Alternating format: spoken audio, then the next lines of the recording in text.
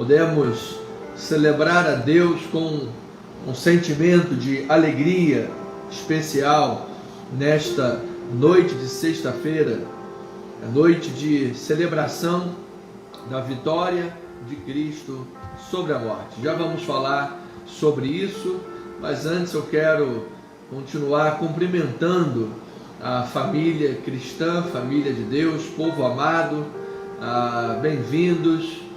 Sou o pastor Anderson Nogueira, da Igreja Cristo Vive Missão. Nós estamos aqui na Tijuca, celebrando a Deus, celebrando a palavra da graça de Deus, celebrando as verdades bíblicas que são eternas. Passarão os céus e terra, mas esta palavra há de permanecer, o testemunho da glória de Deus. Amém? Então, somos uma igreja cristã, uma igreja evangélica, uma igreja pentecostal reformada. Nós cremos nos dons do Espírito e nós cremos na soberania de Deus. É Deus em todas as instâncias que está no governo e controle da sua igreja, tanto pelos dons que Ele distribui, o governo, tanto quanto pela sua soberania. Ele é Deus, sejam nas causas diretas ou secundárias, é sempre Deus quem está no controle. É isto que a Bíblia diz e é isso que nós cremos firmemente em nome do Senhor e Salvador Jesus Cristo. Nós temos um canal no YouTube onde você pode conhecer mais das nossas mensagens, mais do que nós cremos, mais da palavra que nós pregamos. Lá no YouTube, @Cristo Vive Missão, você vai encontrar as playlists das nossas mensagens. Você vai encontrar a playlist dos históricos, com 1 e 2 Samuel. Você vai encontrar a playlist dos profetas, com Abacuque, profeta menor. E vai encontrar a playlist dos evangelhos, agora o Evangelho segundo Marcos. Então, nós estamos com um trabalho grandioso, maravilhoso. Em Samuel nós ficamos aproximadamente 1 ano e 1 ou 2 meses pregando em cima do livro de Samuel. Ou seja, temos aí já algum material que você pode se aprofundar e crescer na palavra de Deus. E pedimos a Deus condições, saúde, expectativa, tempo, para que possamos continuar na construção desse legado, na construção desse trabalho maravilhoso. Cada mensagem é registrada, cada mensagem depois passa por um trabalho de sonorização e edição, para que possa ir ao ar, ficar permanente no ar de forma excelente, como tudo que se faz para Deus deve ser, com amor, com excelência, em o nome de nosso Senhor e Salvador Jesus Cristo. Então, como falei agora pouco, eu quero lembrar os amados, primeiramente, bem-vindos todos.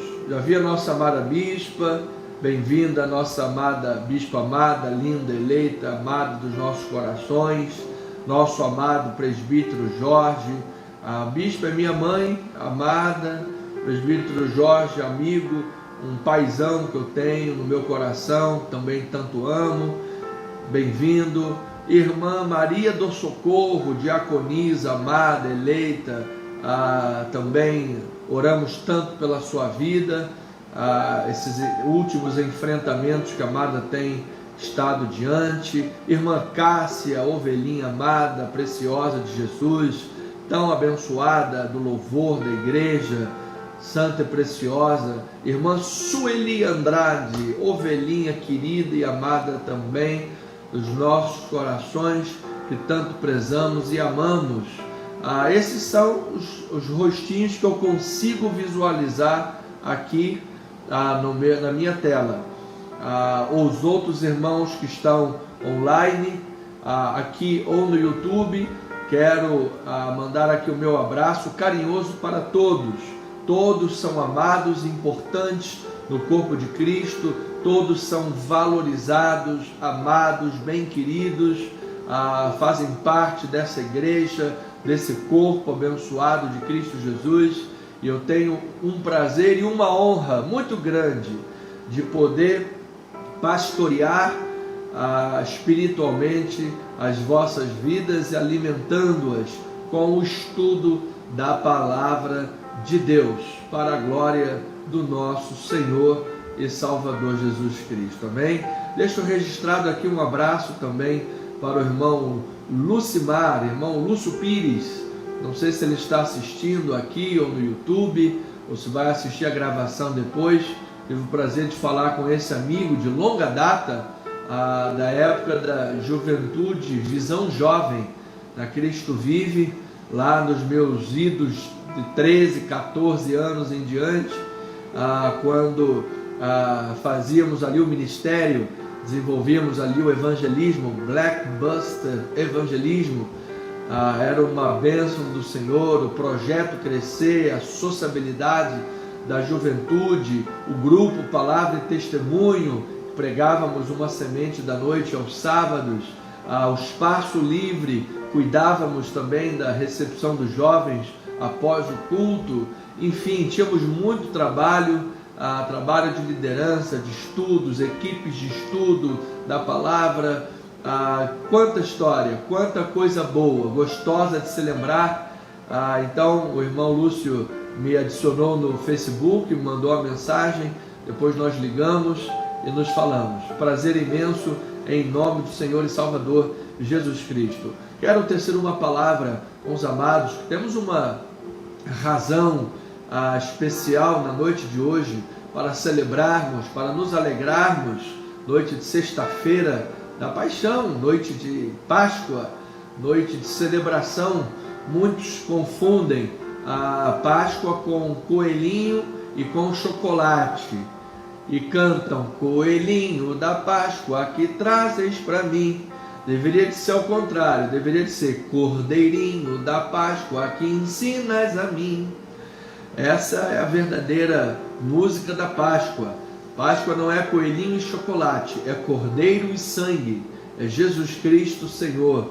A Páscoa começou lá no Egito, quando Deus lançou as pragas sobre o Egito e Faraó, e assim destronou cada um dos deuses venerados pelos egípcios. E na última praga, o Senhor mandou que os israelitas passassem sangue de cordeiro nas vergas das portas.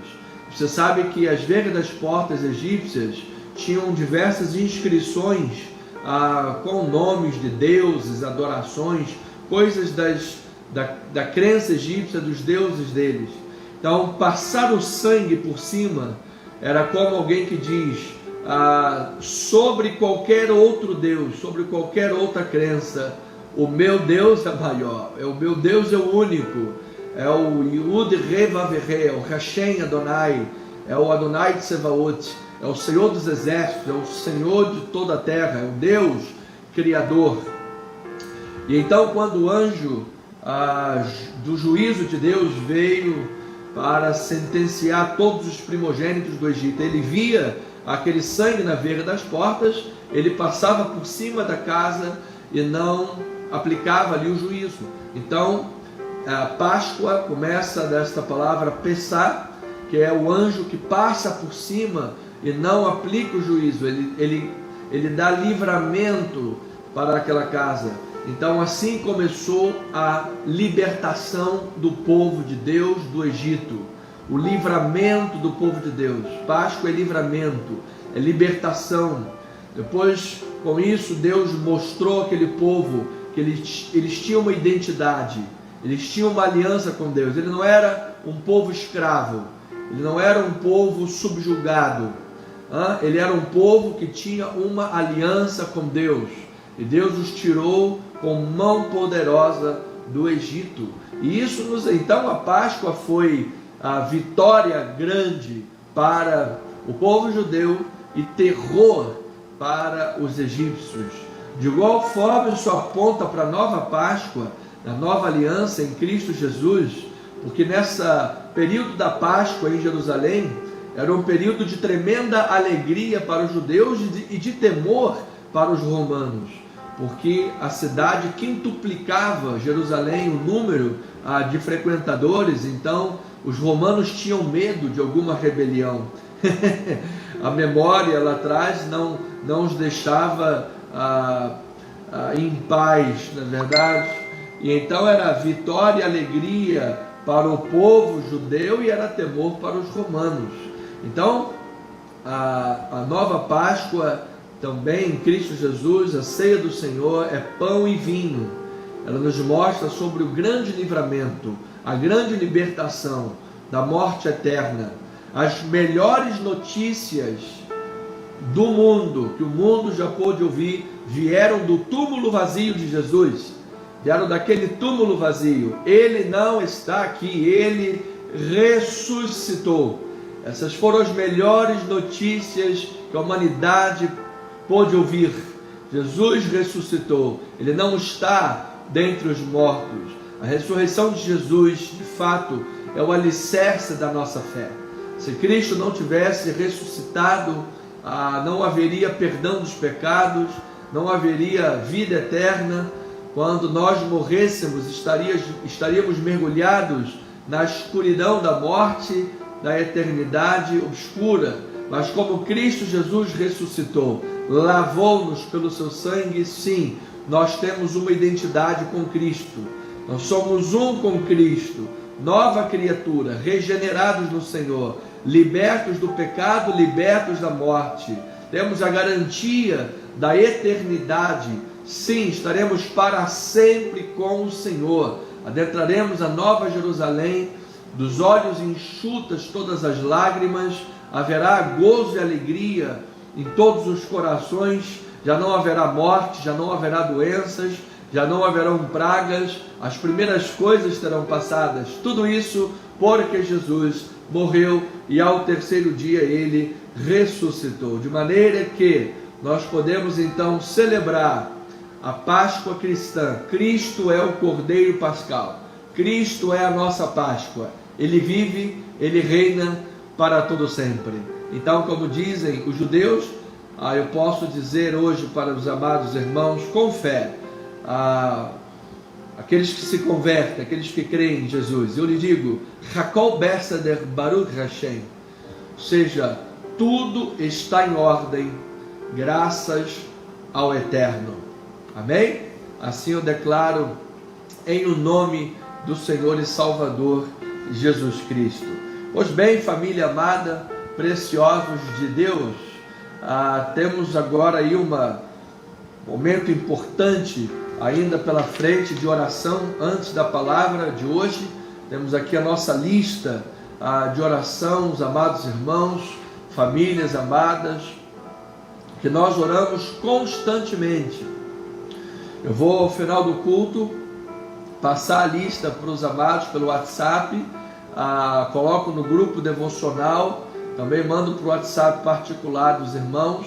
Se você não tem o meu WhatsApp, deseja receber o PDF, eu também envio o devocional diariamente. Se você desejar receber o devocional e os PDFs do pedido de oração, da lista, anota o meu número, DDD 21, telefone é o 968008482, DDD 21, Rio de Janeiro, telefone 968008482, tá bem? Eu vou lhe enviar a lista em nome de Jesus. Vamos permanecer em oração por todos os nomes da lista. Continuamos orando pelo desfecho dessa crise na Rússia e Ucrânia. Continuamos em oração pelo nosso ministério, para que todo empecilho, toda barreira seja vencida, nosso ministério possa avançar, possa crescer em graça, em conhecimento, possa viver um milagre da perpetuação do seu trabalho, na aquisição de um lugar próprio. São questões fundamentais, cruciais para os próximos 10, 20, 30 anos que vamos viver em nosso ministério. Vamos decidir esse ano, creio em nome do Senhor e Salvador Jesus Cristo. Vamos colocar em oração.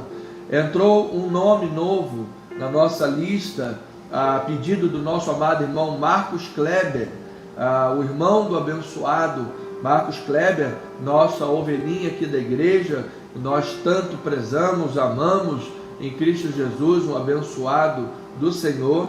O seu irmão Alex da Silva Borges precisa de um emprego ou de um trabalho informal mesmo que seja, mas precisa trabalhar, precisa de um emprego, precisa de uma porta aberta. Irmão do Marcos Kleber, Alex da Silva Borges, está incluso na oração, está aqui na nossa lista, tá bem? Vamos orar então em nome do Senhor Jesus Cristo. Daqui a pouco vamos ouvir a palavra. Vamos agora fechar os nossos olhos, vamos nos unir em oração. Quando dois ou mais concordam em oração, há coisas de Deus ocorrendo, há manifestações de Deus ocorrendo. O mundo espiritual trabalha. Você se lembra que quando Pedro, o apóstolo, estava preso por ter pregado o evangelho, ele foi preso, a igreja estava orando por ele incessantemente na casa da mãe de Marcos, que nós estamos pregando o evangelho de Marcos. Estava na casa da sua mãe orando incessantemente, e de repente Pedro bateu lá na porta e disse: olha, Deus enviou o seu anjo e me libertou. Ou seja, a mulher, quando abriu a porta e viu que era Pedro, bateu a porta de novo, nem acreditou que era Pedro, e foi lá dizer: e Pedro está lá fora. Em vez de ter aberto a porta: ô Pedro, pode entrar? Não é verdade? Não, foi lá ainda, falei: Pedro está lá, está orando, Pedro está aqui. Seja, ficou tão eufórica.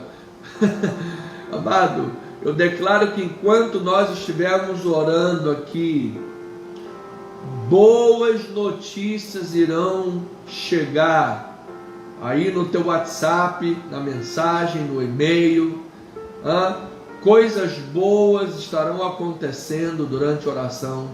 Haverão livramentos, haverão curas, haverão portas que hão de se abrir, pessoas irão se render a Cristo, pessoas irão se converter finalmente, pessoas que já ouviram a palavra estão com o coração ainda duro. Vamos orar por estas vidas, vamos colocar diante do Senhor. Pai eterno, amado, Deus vivo, eterno e verdadeiro, nós cremos no poder da oração. Nós cremos, Pai, porque a oração é um veículo que o Senhor determinou. É uma das maneiras que o Senhor determinou que a igreja praticasse para que tu te movas, para que tu te manifestes. Tu já conheces todas as nossas necessidades. Tu já sabes o que nós vamos falar antes da palavra sair na boca.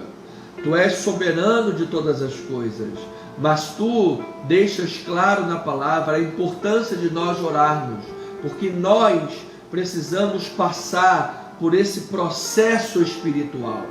A vida amadurece em processos espirituais. A vida vai amadurecendo, a vida vai ganhando corpo, ela vai crescendo, vai se fortalecendo. Existem processos espirituais que se dão, se manifestam em comunidade. Quando nós estamos na igreja, quando nós estamos no corpo de Cristo, sem a igreja, sem o corpo, esses processos espirituais não se teriam início, ficariam inertes, paralisados. Por isso nós somos corpo, nós somos rebanho. Existe processo espiritual que se desenvolve no secreto com Deus. Quando entramos no quarto, fechamos a porta e oramos ao Pai que está em secreto, e o Pai em secreto nos vê e nos responde. Por isso precisamos praticar a oração também em secreto com o nosso Deus e Pai. Processos espirituais que se desenvolvem através da leitura bíblica. Quando nós gastamos pestana para orar, para ler a palavra em meditação, quando nós gastamos pestana para estudar o texto, para buscar entendimento do texto, para pegar a Bíblia Sagrada como livro básico e mais importante, fundamental, e ler e reler, buscar autores, buscar as mensagens da igreja, buscar bons teólogos que ajudem no entendimento, comentários, e assim buscar crescer na palavra. Existem processos espirituais que vão se desenvolver através da leitura bíblica, processos que se desenvolvem através do devocional diário, quando todos os dias pegamos uma pequena porção da palavra de Deus, lemos e meditamos naquilo ali. E assim, a palavra vai se introjetando na mente, vai se introjetando no coração, ela vai fluindo pela boca, pela oratória, pelas palavras. Eu creio, eu falo. Nós cremos, nós falamos. E assim a vida espiritual vai ganhando maturidade, vai ganhando força, vai ganhando corpo. Sim, Pai, essas verdades precisam estar acesas nas nossas vidas. Essas verdades precisam estar sempre como num checklist diário para nós praticarmos, para que não vivamos uma religião vazia, para que não sejamos cristãos meramente de nome, cristãos nominais. Tem religião? Tenho, sou evangélico. Você é evangélico? Sou. Qual versículo você conhece? O Salmo 23. Mais nenhum. Então, essas coisas não cabem mais para nós, Pai. Nós precisamos avançar no conhecimento, ter sede da palavra, ter sede de comunhão com Deus. Aos Hebreus dá uma grande exortação para aqueles cristãos, aqueles judeus convertidos ao Evangelho, quando diz: olha, devido ao tempo que vocês têm de convertidos, vocês já deveriam de ser mestres na palavra, e ainda sois criança, ainda tendes necessidade de leite, vocês não comem ainda alimento sólido, vocês ainda são criança, ainda estão em fase de amamentação. Então, maturidade cristã não tem nada a ver diretamente com o tempo de cristão que nós temos, mas com a prática que nós vivemos, com a intensidade com a qual aplicamos a vida espiritual, a busca pela qual nós nos empenhamos por Deus, pela oração, pela palavra, porque enquanto não quebrarmos a barreira para termos uma vida de oração, não teremos intimidade com Deus.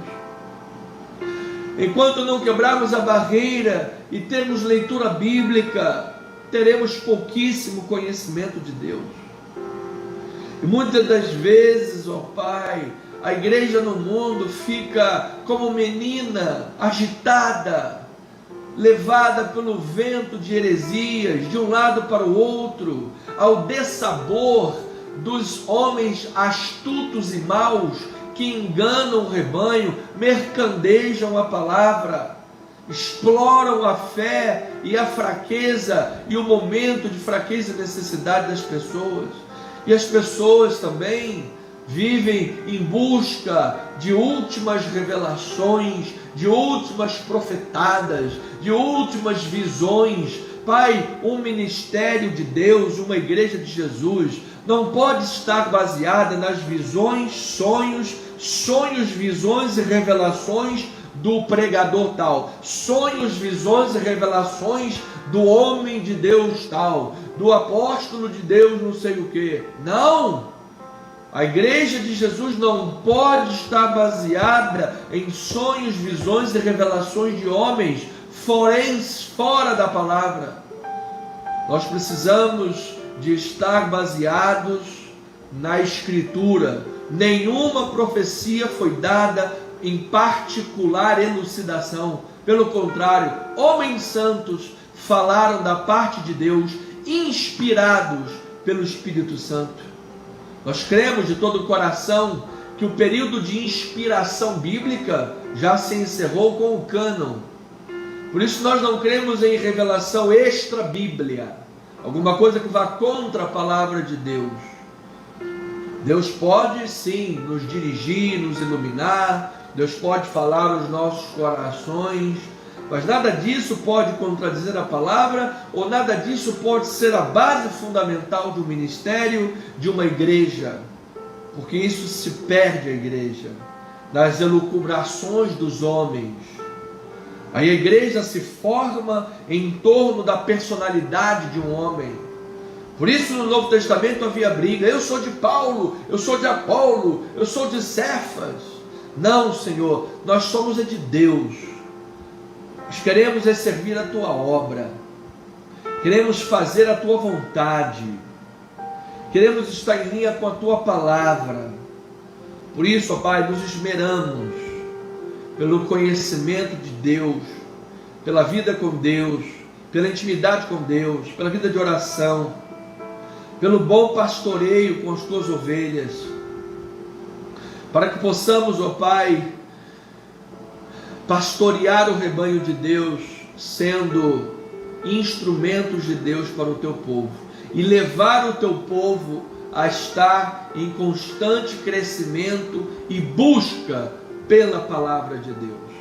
Sim, meu Deus, é assim que nós vamos desenvolver processos espirituais na vida.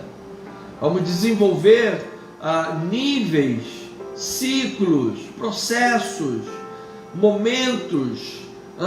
Vamos desenvolver passo a passo, vamos subindo a escada do desenvolvimento espiritual. Vamos deixar de ser meninos.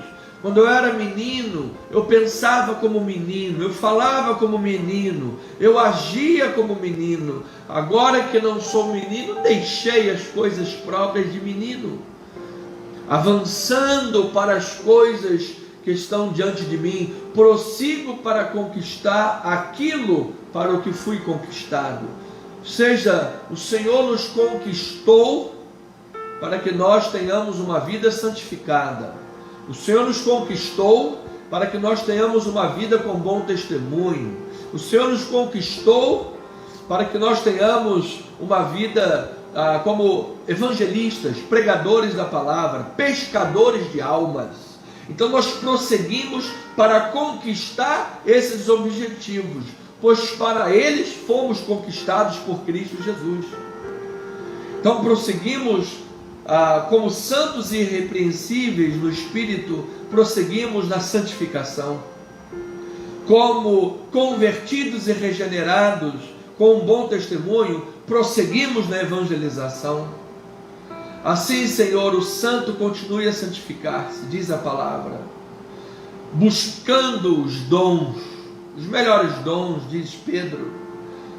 Assim, Senhor Jesus Cristo, não queremos de forma alguma permitir inércia, paralisias ou religiões vazias, vãs em nossa vida. Queremos com verdade, com sinceridade, com humildade, com integridade, com temor, submetimento total, dependência total de Jesus, da sua palavra, do seu Espírito Santo, Senhor.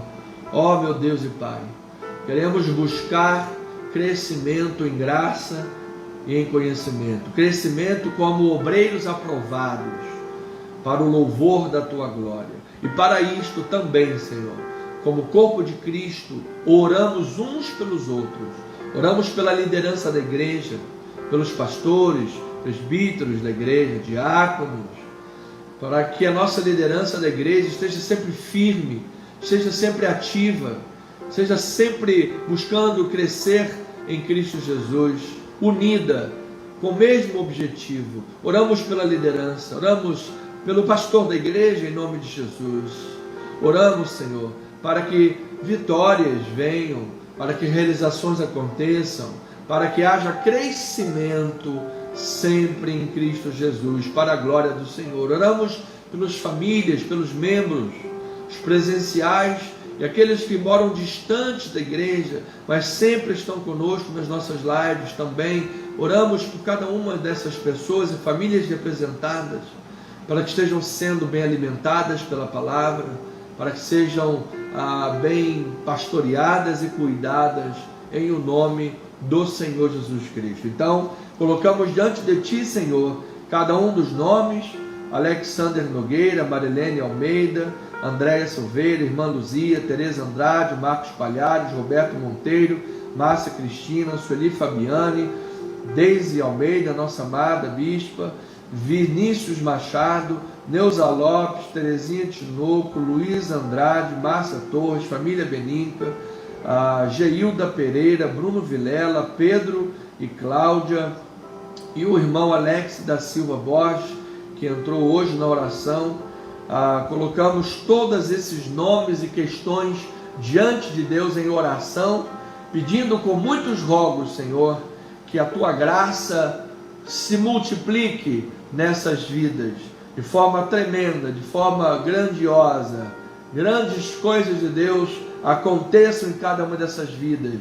Venham sinais de Deus, venham curas divinas, venham portas de emprego, trabalho, venha a bênção do Senhor sem fim, para a glória do Senhor, como uma chuva de bênçãos sobre estas vidas, Senhor, em nome de Jesus.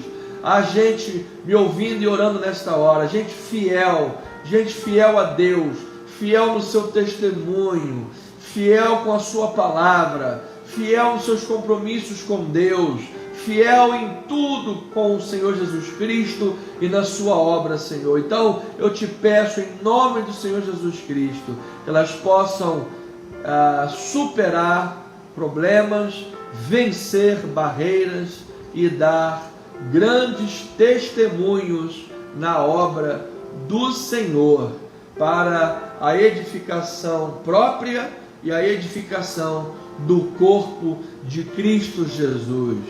Assim eu oro, assim eu peço, assim eu busco em nome de Jesus, Pai. Toma conta daquela causa do nosso presbítero Jorge, ó Pai, lá no seu trabalho. A palavra certa, a resposta certa, sempre vem do Senhor. Declaramos que haverá um grande milagre, um grande sinal de Deus, Senhor. Haverá uma grande maravilha do Senhor, em nome do Senhor e Salvador Jesus Cristo. Que haja uma grande vitória, uma grande vitória da parte do nosso Deus e do nosso Pai. Pedimos com muitos rogos, Senhor, para o louvor e para a Tua glória, em Cristo Jesus.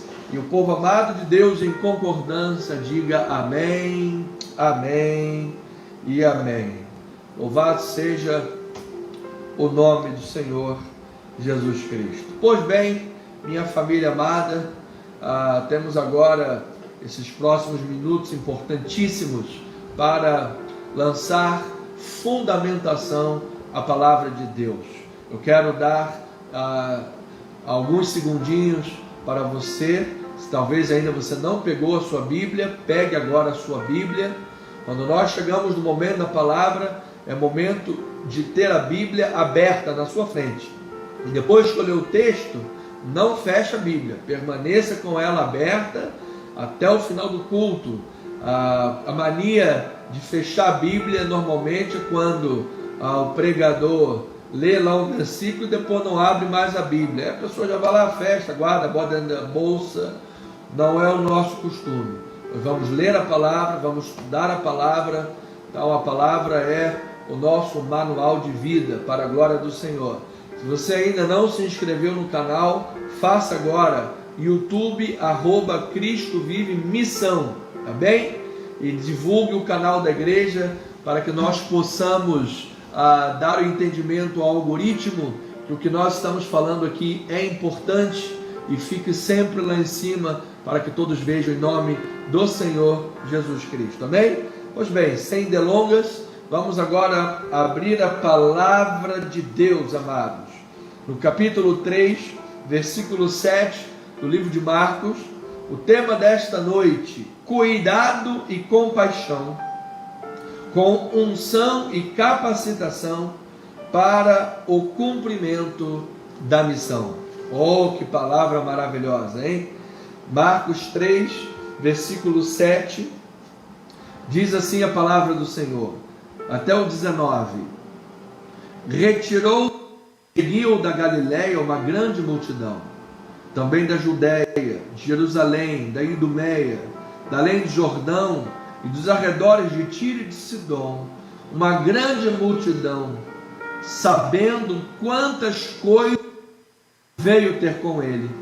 Então recomendou a seus discípulos que sempre lhe tivessem pronto um barquinho, por causa da multidão, a fim de não comprimirem, pois curava muitos, de modo que todos os que padeciam de qualquer enfermidade se arrojavam a ele para o tocar. Também os espíritos imundos, quando ouviam, prostravam-se diante dele e exclamavam: Tu és o Filho de Deus. Mas Jesus lhes advertia severamente que o não expusessem à publicidade. Depois subiu ao monte e chamou os que ele mesmo quis, e vieram para junto dele. Então designou 12 para estarem com ele e para os enviar e pregar, e a exercer a autoridade de expelir demônios. Eis os 12 que designou: Simão, a quem acrescentou o nome de Pedro, Tiago, filho de Zebedeu, e João, seu irmão, os quais deu o nome de Boanerges, que quer dizer filhos do trovão, André, Filipe, Bartolomeu, Mateus, Tomé, Tiago, filho de Alfeu, Tadeu, Simão, Zelote, e Judas Iscariotes, que foi quem o traiu. Que esta palavra bendita enriqueça a tua vida espiritual. Vamos regar esta sementinha rapidamente. Pai eterno e amado, chegamos ao momento de maior importância na história, na vida, no cotidiano, na condução da igreja, que é o momento da palavra de Deus. Uma igreja não pode viver sem a palavra. Igreja sem palavra é aquário sem água. Nós precisamos da palavra. É pela palavra que nos movemos, que respiramos, que andamos, pela fé que cremos.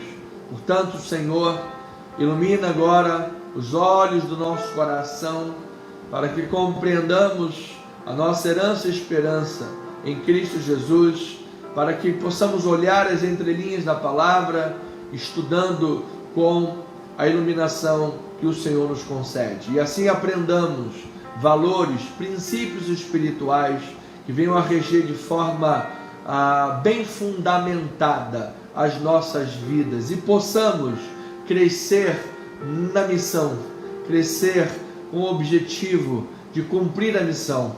Sim, Senhor, com cuidados e compaixão pelos necessitados, pelos vulneráveis, e com unção e capacitação dadas por Cristo Jesus, o nosso Senhor, o Senhor dos exércitos, o Adonai Sebaot. Assim oramos em nome do Senhor Jesus Cristo, e o povo amado de Deus diga amém, amém, amém.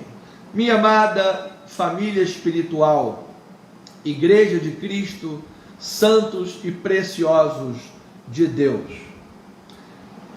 a religião dos fariseus e os legalistas da época de Jesus não podia trazer vida com Deus verdadeiramente. E isso não é diferente em nossos tempos, nos dias de hoje. Existem muitos fariseus e legalistas que pregam tradições, que pregam costumes, usos e costumes de homens que não tem nada a ver com o pacto bíblico da graça de Deus, nem com os ensinamentos de Jesus. E isso transforma a igreja num povo escravizado, um povo que não conhece verdadeiramente o objetivo da missão, o objetivo do Evangelho. E isso Jesus combateu veementemente, com santas controvérsias. Jesus se insurgiu contra esses tradicionalismos. Ele chegou a dizer: vós, pelas vossas tradições, anulais o mandamento de Deus. Então você nota que o problema não era o mandamento de Deus, era a tradição. Porque os judeus faziam uma cerca em volta do mandamento, tentando fazer com que os crentes não tropeçassem no mandamento, Antes do mandamento eles faziam uma cerca, só que essa cerca anulava o mandamento. Então o tiro foi dado no pé, e Jesus se insurgiu contra isso. E nós precisamos, sem medo, sem temores, com ousadia, coragem, nos levantar biblicamente, pelo poder de Cristo, para pregar a verdade de Deus, porque é a verdade de Deus que dá vida verdadeiramente com Jesus. Nós não estamos aqui para ouvir as minhas opiniões, os meus achismos, mas para permitir que o texto bíblico fale às ovelhas de Deus. Então, tentar viver o legalismo, os tradicionalismos, é como trazer, disse Jesus, um pedaço de roupa nova em vestes velhas. Ou seja, a rotura vai ser maior. Você não pega uma roupa nova para fazer remendo em veste velha, que vai romper.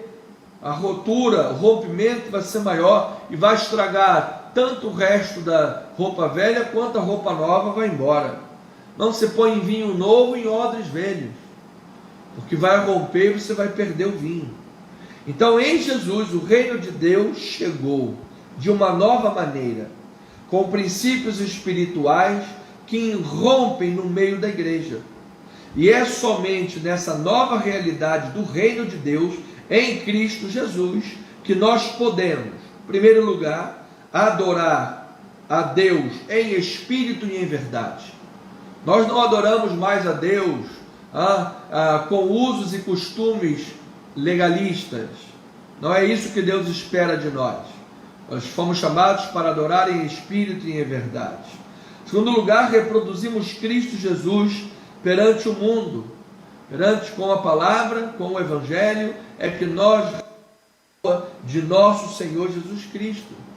Do contrário, com qualquer outra palavra, iríamos reproduzir homens, mas aqui estamos para reproduzir Cristo Jesus. Então dizemos que religião sem iluminação é sinônimo de dureza no coração. Ao passo que aqueles fariseus eram duros de coração. Eles queriam inclusive impedir Jesus de fazer uma cura no sábado. Agora, o que é bom e é lícito fazer? Fazer o bem ou fazer o mal no sábado? Dar a vida ou tirar a vida no sábado? Informa que o sábado foi feito para o homem, não o homem para o sábado. Então, o Filho do Homem é Senhor do sábado. Ele chamou aquele homem da mão ressequida e o curou. De maneira que aprendemos em Cristo Jesus, nesse pano de fundo, foi a última mensagem, que toda mão ressequida da vida só pode ser verdadeiramente curada quando está diante do Senhor Jesus Cristo. Não é o tradicionalismo que vai curar a mão ressequida. Não é a religião dos homens que vai curar a religião, a mão ressequida.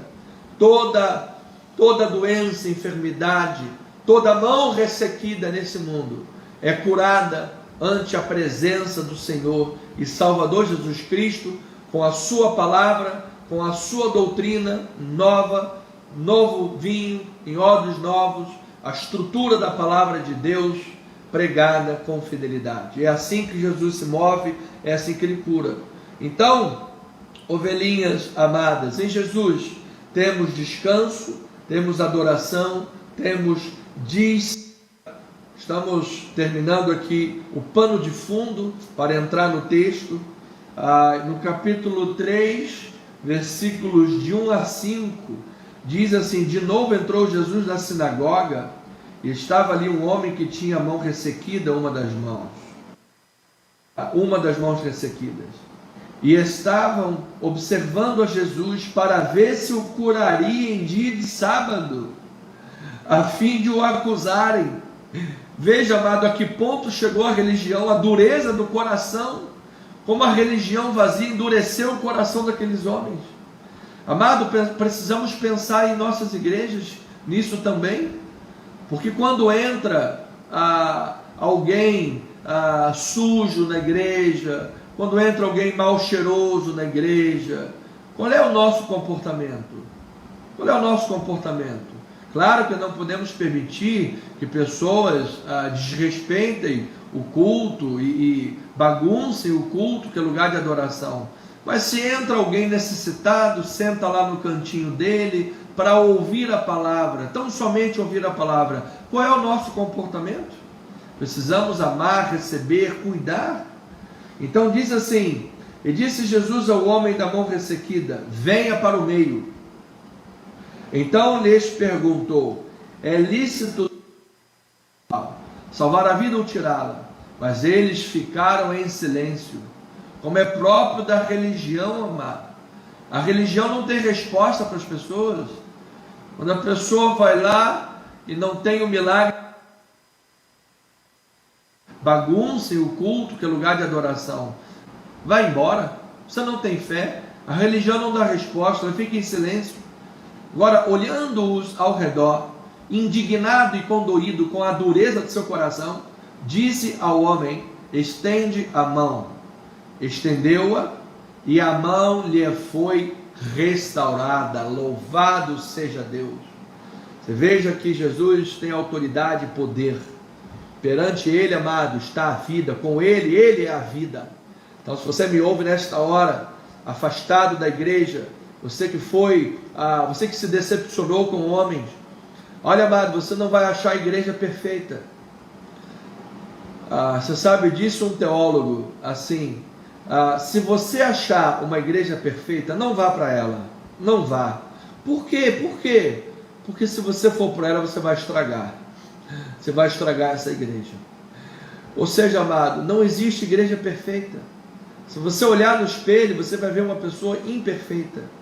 Então, se você se decepcionou com homens e saiu por decepções, amado, isso também reflete a sua meninice, reflete também a sua imaturidade.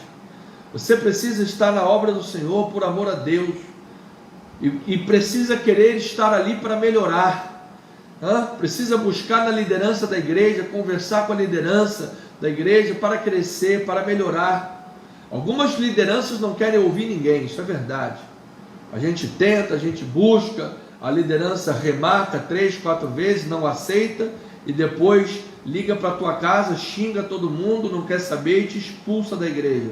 Isso aí é liderança carnal, de gente que se acha semideuses e que vão dar contas a Deus por estarem afastando as ovelhas de Deus do rebanho.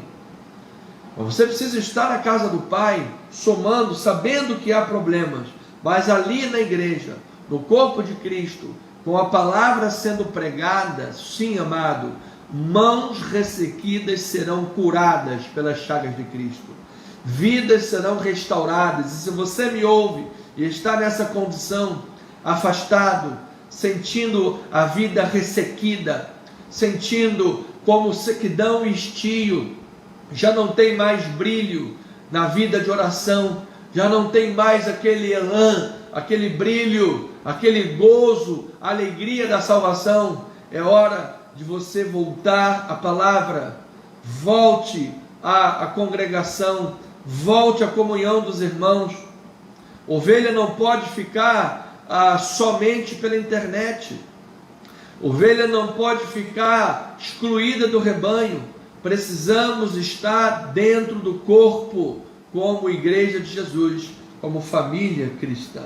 Então, temos entendido que Marcos desenvolve um pensamento em torno do relacionamento de Jesus, que se dá com 3 grupos distintos. Em primeiro lugar, os discípulos. E quando Marcos fala dos discípulos, ele vai ressaltar o compromisso e a missão.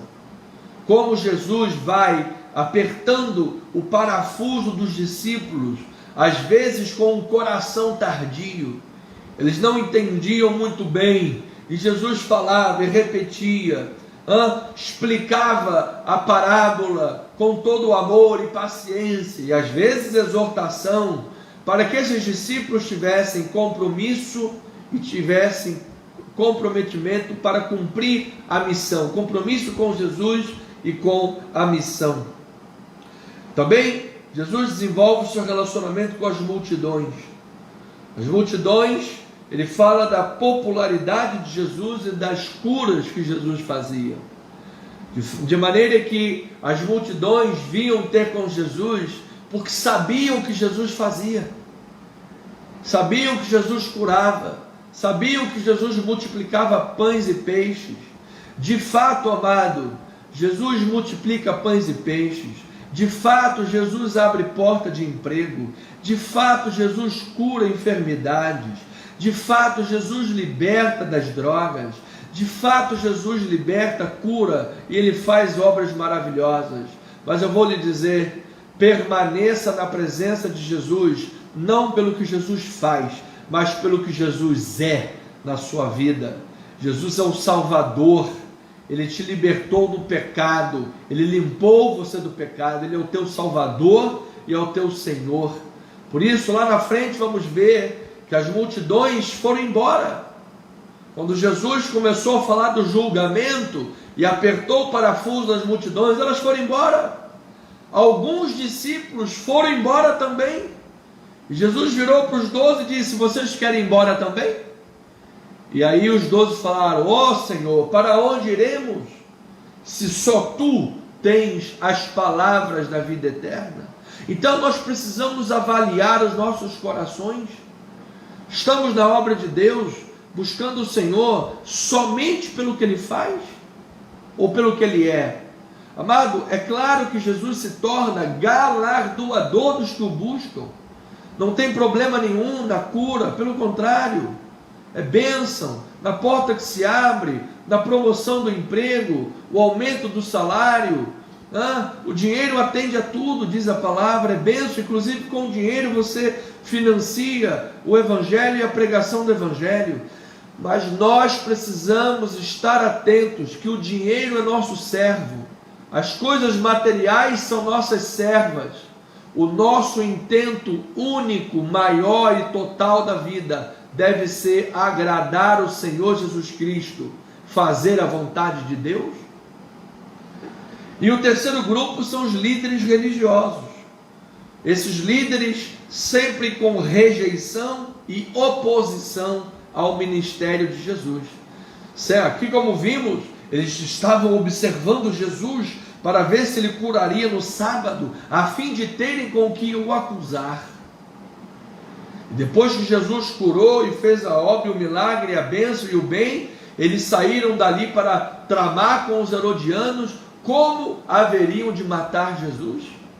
Quizá, amado, você, por ser um promotor do bem, você, por não negociar, não transigir os valores e princípios inegociáveis da palavra, talvez você, por ser um cristão fiel a Deus, a sua palavra, também esteja sendo perseguido por um vizinho, perseguido por um colega de trabalho, perseguido por alguém que quer a todo custo envergonhar você, envergonhar o Deus que você serve.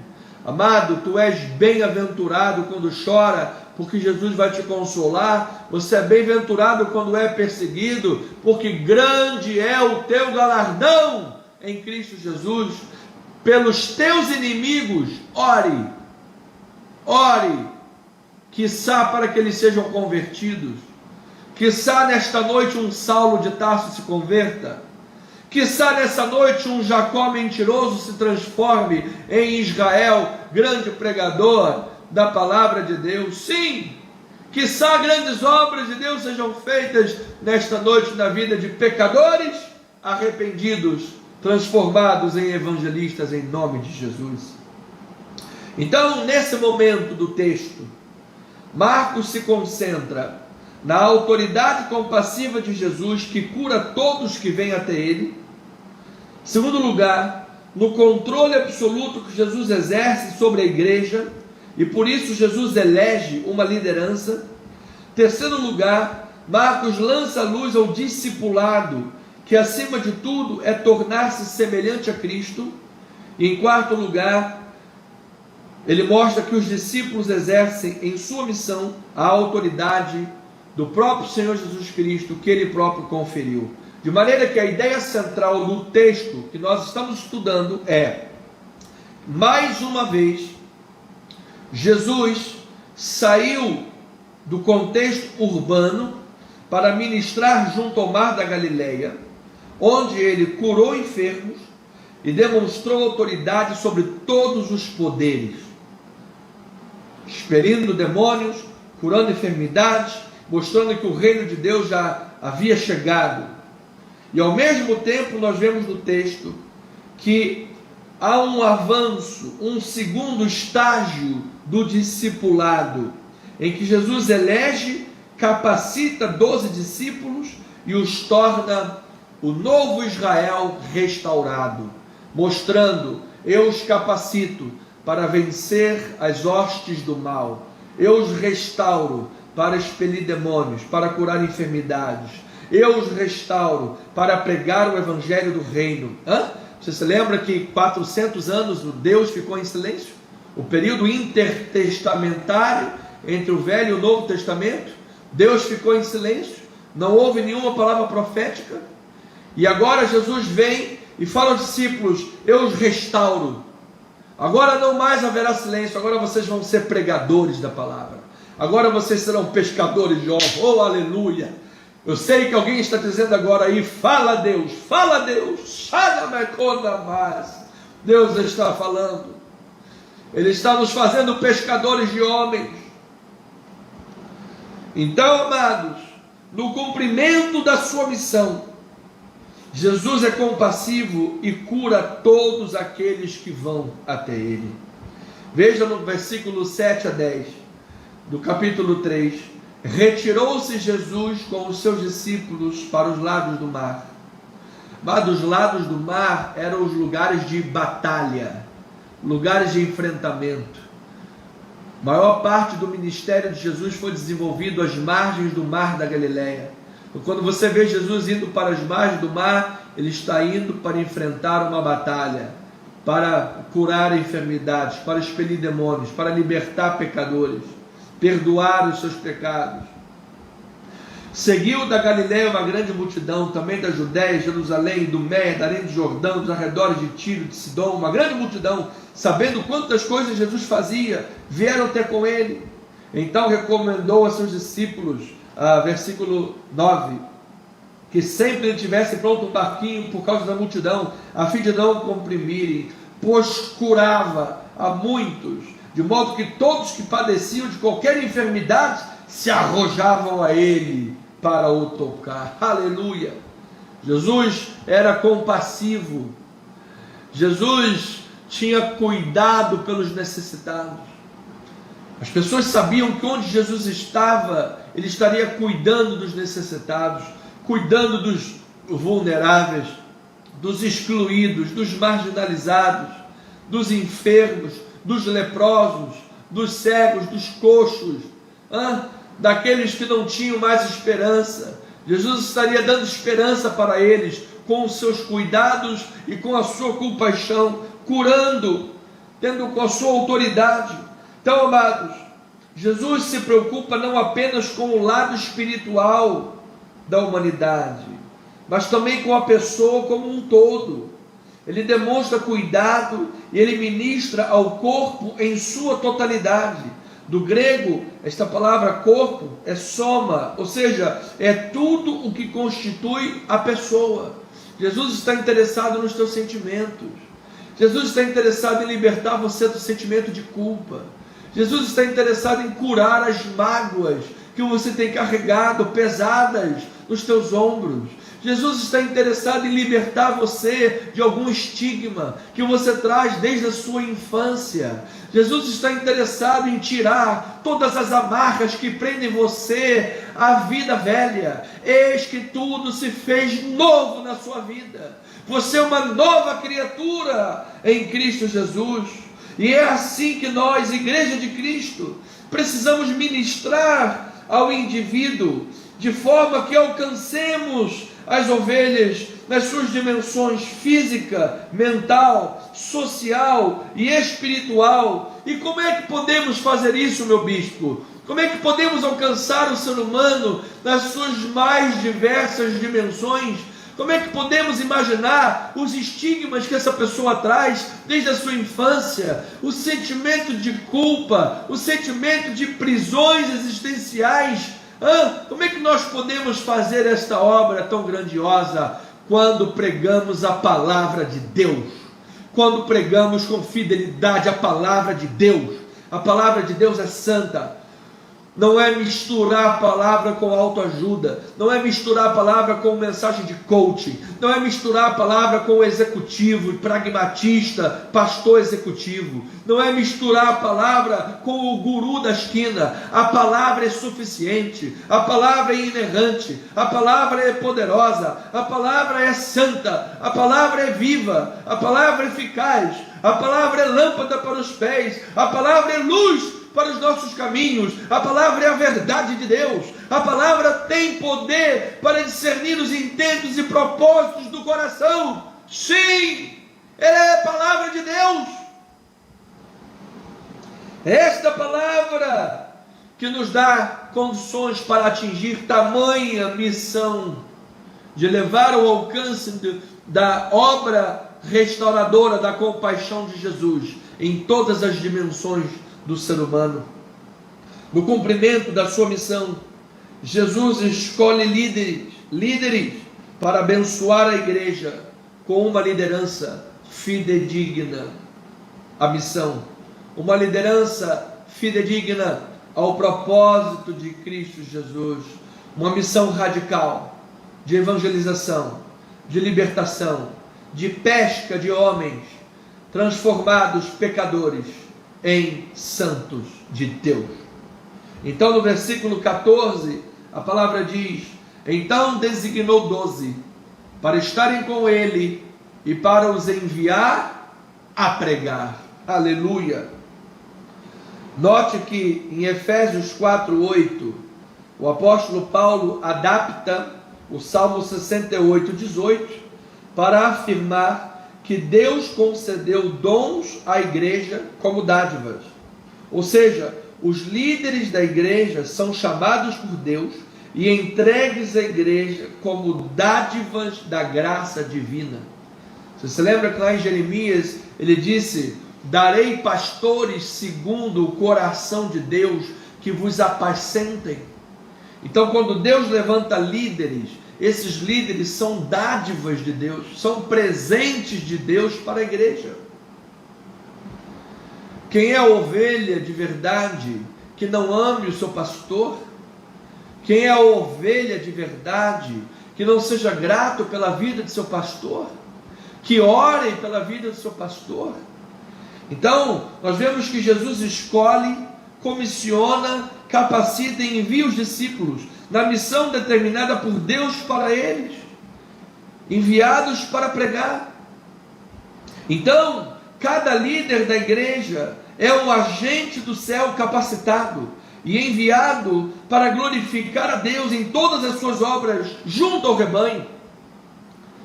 Então, a liderança da igreja, junto ao pastor da igreja, faz um trabalho em conjunto para pastorear o rebanho, a fim de que todo o rebanho glorifique a Deus. E isso é uma dádiva. Ter uma boa liderança, pastores que alimentem o rebanho com a palavra fidedigna, enviados a pregar, isto é uma dádiva para a glória do Senhor. Então, no cumprimento de sua missão, Jesus ensina por palavras e por atos que discipulado é ser semelhante a Ele. Olha o versículo 13. Depois subiu ao monte e chamou os que com ele mesmo quis e vieram para junto dele.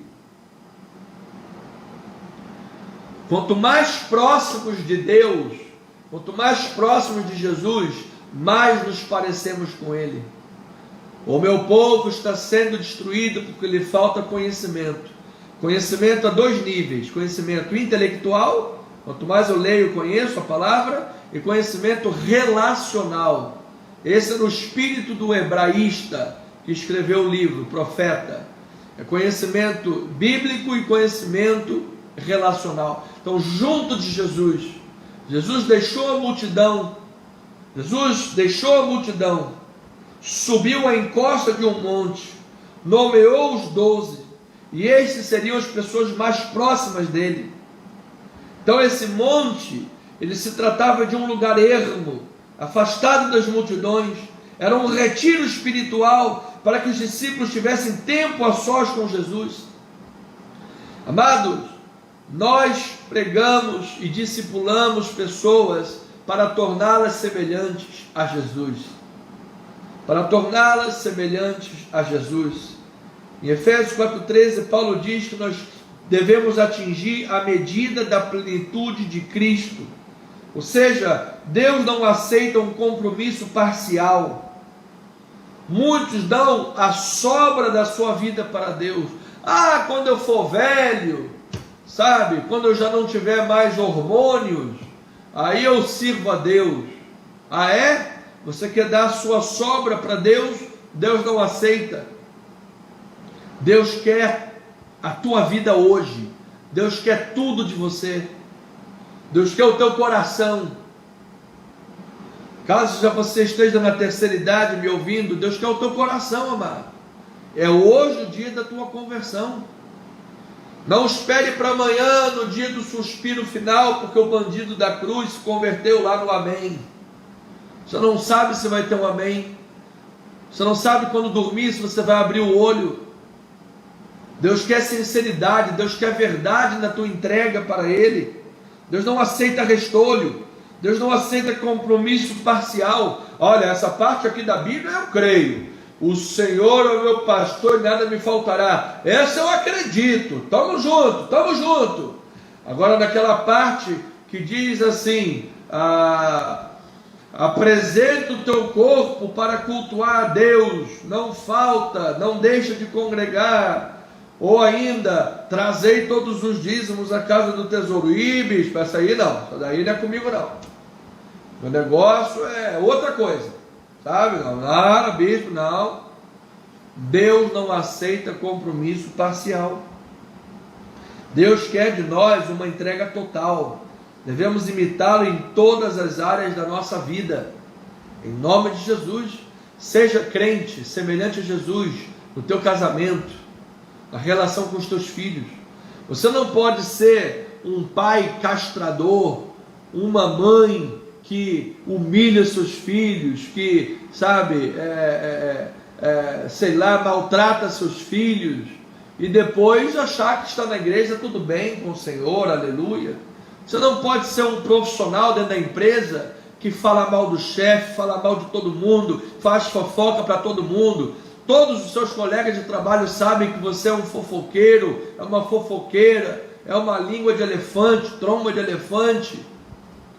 E depois você vai lá no Facebook e bota: Jesus é bom. Você está afastando pessoas de Jesus com esse teu péssimo testemunho.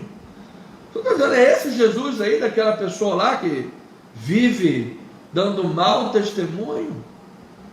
Então, nós não podemos dar um testemunho parcial, mas seja totalmente de Jesus, seja semelhante a Ele. Isso é discipulado. Busque nele e Ele vai te capacitar. Inclusive, o quarto ponto da mensagem: no cumprimento da sua missão, Jesus concede aos discípulos que exerçam a autoridade dele. Olha o versículo 15, o que diz? Eles foram enviados a pregar e a exercer a autoridade de expelir demônios. Em primeiro lugar, você só vai conseguir se santificar, largar a bebida, largar o adultério, largar o ilícito, em Jesus. Pelas tuas próprias forças você não vai conseguir. É em Jesus. Você só vai conseguir dar um bom testemunho em Jesus.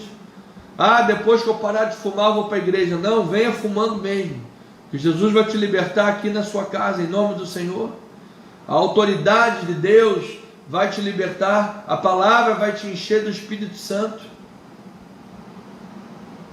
Então, aqueles que foram chamados por Deus para ser discípulos de Jesus, não atuam por sua própria conta. Eles são dotados da autoridade de Deus para seguir a missão. Nós não estamos atuando por nossa própria conta. Nós não estamos pregando em nosso nome. Por isso Paulo falou, olha, naquele contexto lá do Novo Testamento, Paulo falou, olha, já batizei algumas famílias, não vou batizar mais ninguém, para que vocês não digam que estão sendo batizados em meu nome. As pessoas idolatravam a personalidade das pessoas. O problema não era o batismo, não tem problema nenhum com o batismo. Batismo é apenas um sinal visível daquilo que já aconteceu internamente, que é o batismo do Espírito. De forma semelhante, a ceia do Senhor é um sinal visível daquilo que já aconteceu no meu espírito, que é a minha comunhão com Deus. A única diferença é que a ceia é obrigatória e o batismo ele é voluntário, ok? Agora, você precisa compreender, ovelhinha amada, preciosa, que nós não atuamos por conta própria. Nós atuamos em nome de Jesus, pregamos em nome de Jesus, a autoridade de Jesus. O espírito maligno sai pela autoridade do nome de Jesus. Enfermidades são curadas pela autoridade que há no nome de Jesus. Orações são respondidas pelo nome de Jesus. Ele é o único mediador. Por isso o erro da Igreja Católica: nós não adoramos os santos. Os santos, nós não adoramos os santos. Vocês não adoram o santo. Mas quando você ora lá para São Judas Tadeu, quando você ora lá para Maria de Fátima, vocês estão colocando Maria de Fátima e São Judas Tadeu de pé em igualdade a Jesus. A Bíblia diz que o único mediador entre Deus e os homens é Jesus. Você só pode orar para Jesus. Se você ora para Maria de Fátima, para São Judas Tadeu, para São Jorge, para não sei quantos outros sãos que existem aí, você está colocando essas pessoas no tamanho de Jesus. Isso é idolatria. Só Jesus tem autoridade. Atos 4,12. E não há nenhum outro nome que possa nos salvar, que possa nos perdoar, nenhum outro nome dado pelos homens. O único nome é Jesus. É Ele que nos dá a sua autoridade. Olha lá o que diz o livro de João, capítulo 20, versículo 21. João, capítulo 20, versículo 21 e 22. Disse-lhes, pois, Jesus outra vez: paz seja convosco. Assim como o Pai me enviou, eu também vos envio. E havendo dito isto, soprou sobre eles e disse-lhes: recebei o Espírito Santo. Glórias a Deus, aleluia. Você veja, assim como o Pai me enviou, eu vos envio. E disse: recebei, soprou sobre eles: recebei o Espírito Santo. Amada Igreja de Jesus, a igreja não pode ser governada pelos dons dos homens. Por isso me dá, dor no coração quando eu vejo alguém dizer: nós não cremos nos dons do Espírito. Olha, se você não crê nos dons do Espírito, a igreja é governada pelos dons de quem? Pelos dons dos homens? Pela performance das personalidades? É preciso que haja os dons do Espírito no governo da igreja? Sim, a Trindade ou Triunidade em sua completude nos concede a sua presença e o seu poder no ministério. Amado, se Deus tirasse a sua mão de sobre nós, se Deus tirasse o seu governo de sobre nós, não sobraria nada. É a sombra do Onipotente que nos guarda, é a mão de Deus que nos protege, que nos livra e nos guarda.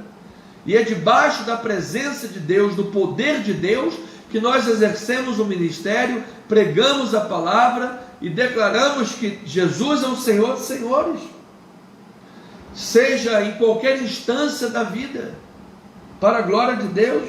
Então podemos inclusive nos alegrar até em nossa fraqueza, pois toda a glória é e será dada a Deus.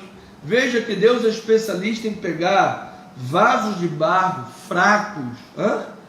fracos e usar de forma gloriosa para mostrar que foi a mão de Deus quem fez isso, para mostrar que a glória é somente de Deus.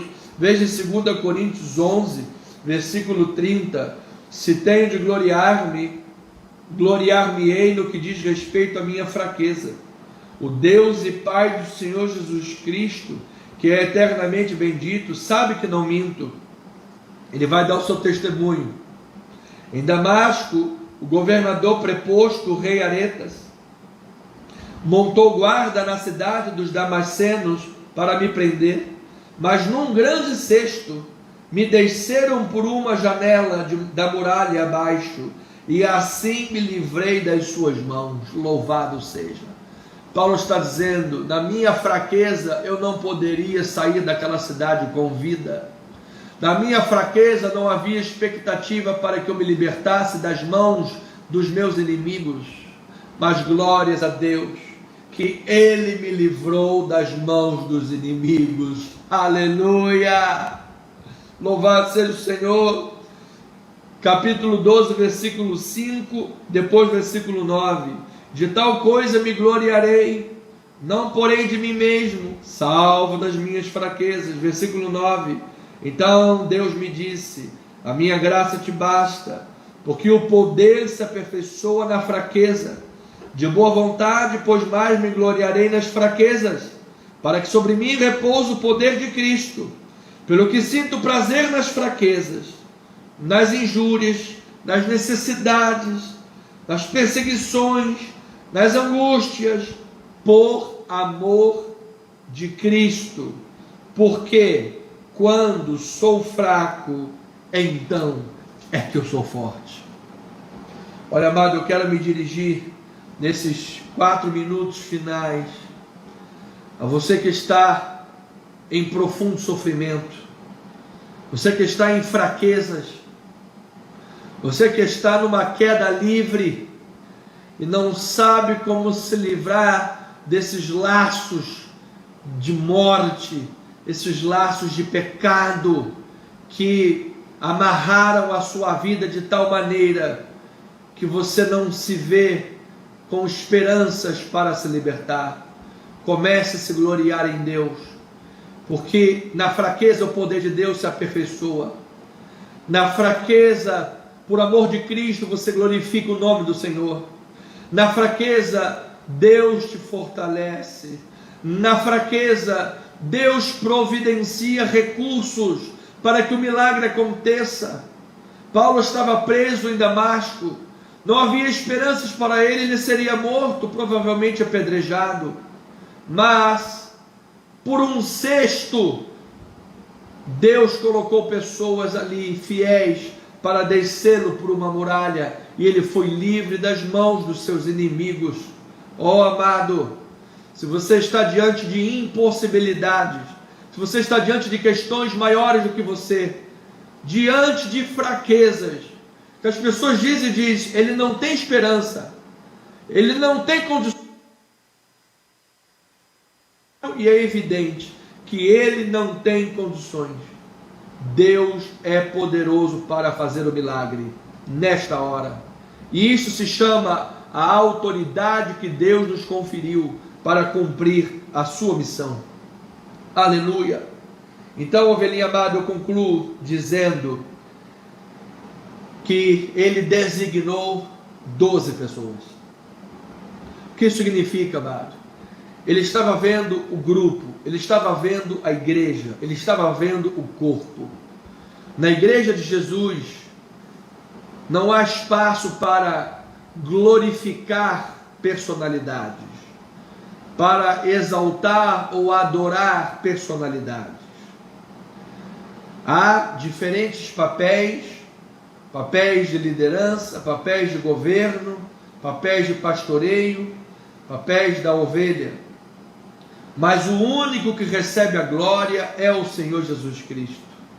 O segundo aspecto que podemos observar, quando a Bíblia diz ele designou os 12, ou seja, a ênfase do Novo Testamento é os 12 como grupo e não como indivíduo. É que você que está aí desigrejado, você que está aí fora da igreja e acha que está tudo bem, não está tudo bem. Você precisa ser um crente bíblico, você precisa honrar a palavra.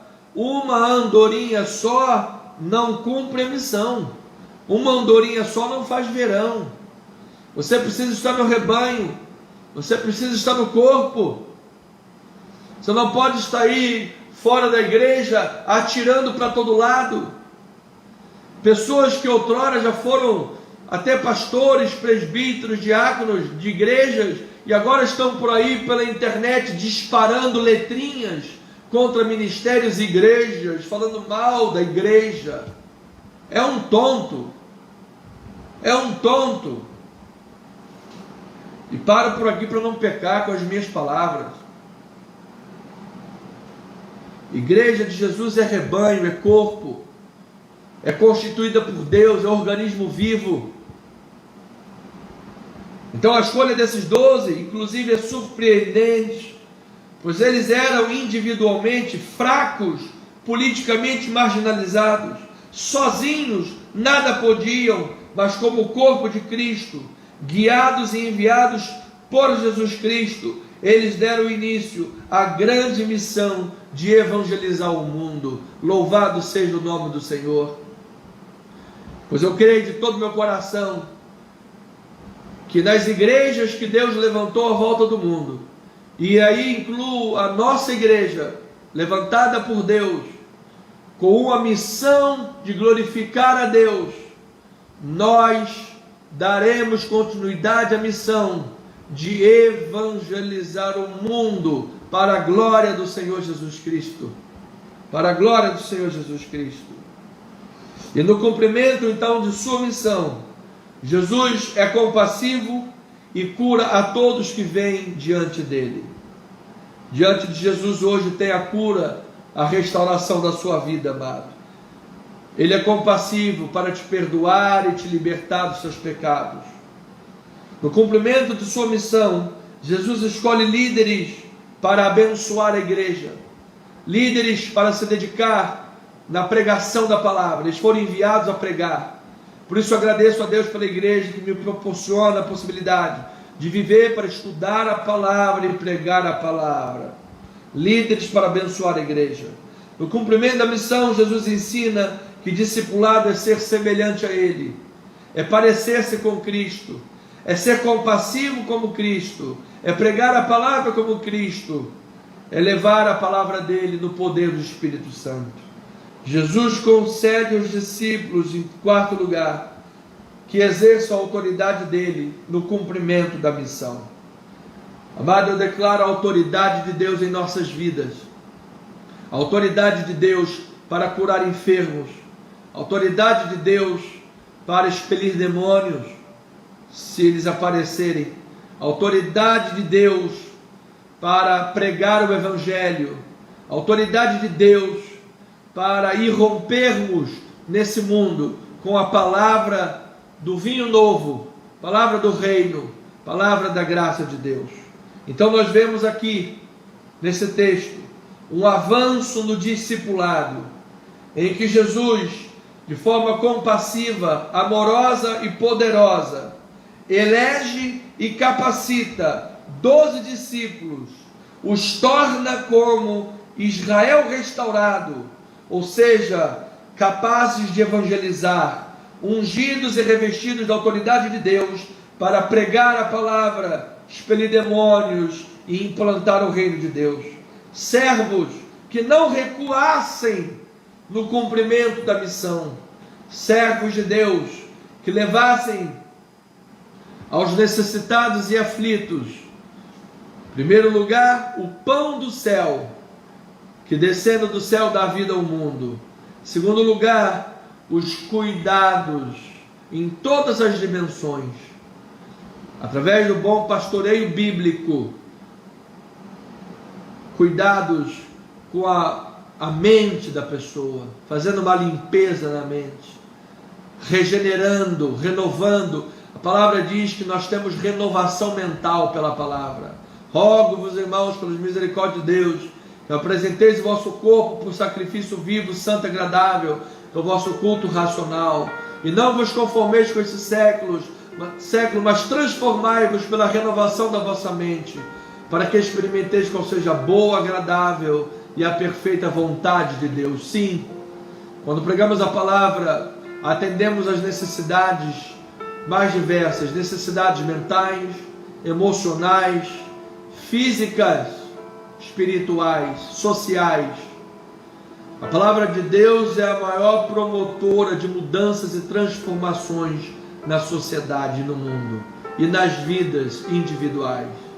Então, receba esta palavra hoje e no cumprimento da missão, andemos sempre próximos de Jesus, para que semelhantes a Ele, agrademos ao Pai, agrademos a Jesus, agrademos a Deus e façamos uma grande obra cumprindo a sua missão, para o louvor da sua glória.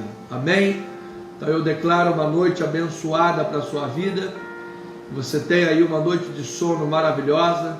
Você possa descansar, o repouso de Deus. Teu corpo possa descansar de uma forma maravilhosa. Teu organismo se refazer. Você possa alcançar os estágios mais profundos do sono ao dormir. Possa sonhar, faz parte dos processos saudáveis mentais. Possa sonhar.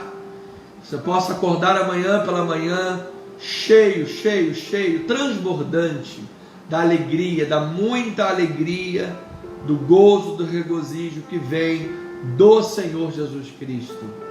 E no domingo, às 9h20, estaremos na casa do Senhor, reunidos para adorar a Deus em espírito e em verdade, celebrando o Cristo vivo, Cristo ressurreto, o Senhor da igreja. Esteja conosco, amado, não fique de fora, não fique aí no marasmo, na paralisia espiritual da sua casa. Venha para a igreja, venha ver os seus irmãos, venha ver a sua família espiritual, venha abraçar os seus irmãos em Cristo, venha falar-lhes olhos nos olhos, venha sentir o calor da igreja. Será bom para a tua vida, tenha certeza disso. É o corpo de Cristo, é a koinonia, é a comunhão dos santos, em o nome do Senhor e Salvador Jesus Cristo. Então que a graça, a paz, a misericórdia, o amor e as doces consolações do Espírito Santo se manifestem nesta noite e eternamente sobre a vida da igreja de Jesus. Eu digo à igreja, em nome de Jesus, somos o que somos pela graça de Deus. Amém.